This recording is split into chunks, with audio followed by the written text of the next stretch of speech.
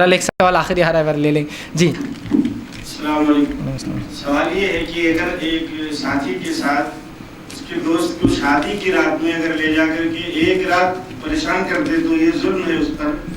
اور جو لوگ شادیاں کرا کر کے بہت سارے لوگوں کی شادیاں کراتے ہیں، محفل میں شادیاں کراتے ہیں اور 40 دن کے لیے غائب کر دیتے ہیں، ان کا کیا معاملہ ہے؟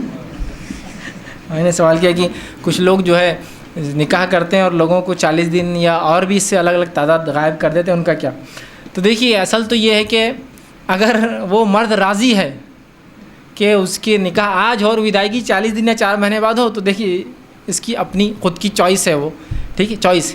لیکن یہاں جو پہلے کیس میں مرد راضی نہیں نا، اسی رات ملنا اس کا طے تھا، مطلب نکاح ہوا اور اسی رات ودائیگی ہو گئی، تو اس معاملے میں تو اس کو تنگ کرنا تو ظلم ہوا.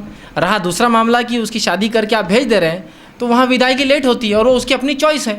اگر کوئی چاہ رہا ہے تو بہرحال اس کی مرضی، اب ہم کیا روکے کسی کو، اگر کوئی چاہتا ہے اپنی بیوی سے دور رہے اس کا مسئلہ ہے. لیکن پہلے کیس میں تو وہ چاہ نہیں رہا ہے، آپ لے جا رہے ہیں. دوسرے کیس میں وہ خود سے جاتا ہے، اور عموماً ایسا ہوتا ہے، یا بہت سی بار میں سمجھتا ہوں والدین مجبوراً بھیج دیتے ہیں، بھائی تمہاری شادی وہاں ہوں گی اور اس کے بعد تم اتنے دن جاؤں گے تو ہی تمہارا ہوگا. تو بولتا ہے بھائی چلو مجبوراً ہی صحیح، اب کر لو، بعد میں دیکھا جائے گا. بہرحال وہ اس کا اور اس کے رب کا معاملہ ہے کہ کیا کس مجبوری میں اس نے کیا اور کیا اس کا دل تھا. اگر وہ حقیقتاً ودائیگی چاہ رہا ہو 40 یا 4 مہینے بعد تو اس کی اپنی مرضی ہے، ٹھیک واقعی.